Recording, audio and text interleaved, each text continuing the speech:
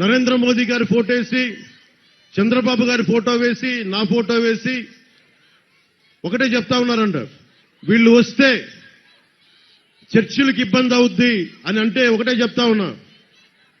నేను సినిమాలని ఆ రోజున ఏవాసించా, నేను జానీ అనే సినిమా తీయడానికి. ఓట్లు పడతాయనా? లేదు. సమాజం అందరూ బాగుండాలి. ఎంతసేపు హీరోలు ఒక మతం నుంచే కాదు, వేరే మతం నుంచి రావాలని కూడా ఆలోచించాం. అందుకే జానీ అని పెట్టాను దానికి.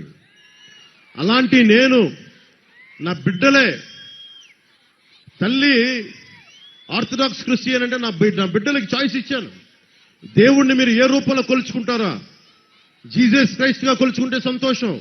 నేను ఎవరిని, నా బిడ్డల్ని కూడా మీరు ఏ మతంను, ఏ ధర్మాన్ని మీ గుండెల్లో వెలుగొస్తో ఆ ధర్మాన్ని పాటించమని చెప్పి అలాంటి వాడిని. అలాంటి నేను బాబాసాహెబ్ అంబేద్కర్ని గుండెల్లో స్ఫూర్తి నింపుకున్న వాడిని. అలాంటి నేను ప్రధానమంత్రి గారు ఢిల్లీలో ఉండి, ఎన్డీఏ కూటమి ఇంత బలంగా ఉండి, ఏ రోజన్నా సరే అలాంటి పరిస్థితిని ఆంధ్ర రాష్ట్రంలో తీసుకొస్తావా? నేను అన్న సందర్భం ఒకటి చెప్తాను. ఒక చర్చికి వెళ్ళి, జీసస్ క్రైస్ట్ ని కొలుస్తూ ఒక చర్చికి వెళ్ళి అక్కడ హిందూ ధర్మాన్ని మీకు ప్రచారం చేయడం తప్ప కదా? మీరు చెప్పండి. ఒక మస్జిద్కి వెళ్ళి అన్యమత ప్రచారం తప్ప కదా? మీరు చెప్పండి. అలాగే ఒక తిరుమలకి వెళ్ళి అన్యమత ప్రచారం తప్పు. అలాగే మీరు అక్కడ చేయొద్దని అన్నాను తప్ప ఎప్పుడు కూడా నేను క్రిస్టియానిటీని ఖండించలేదు.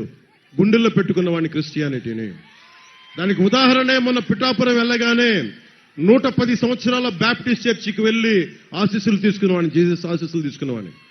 చాలా మందికి మీకు తెలుసో తెలీదో, జగన్ ఎప్పుడు వెళ్ళాడో తెలీదో జెరూసలేం.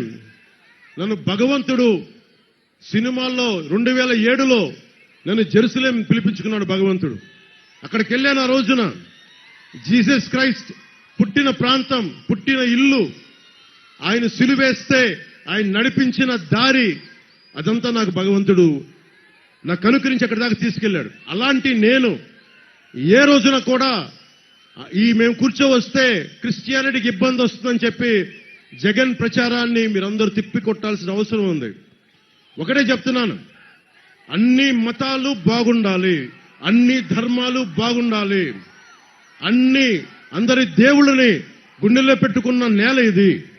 అందుకని దయచేసి పాస్టర్లకి, ఫాదర్లకి, రెవరెండ్లకి, క్రిస్టియానిటీని పాటిస్తున్న ప్రతి ఒక్క సోదరుడికి, సోదరీమణికి నేను గుండెల లోతులోంచి చెప్తున్నాను, మీ మీద ఈగ వాలితే మేము ఎదురొచ్చి మీకు అండగా నిలబడేవాళ్ళం.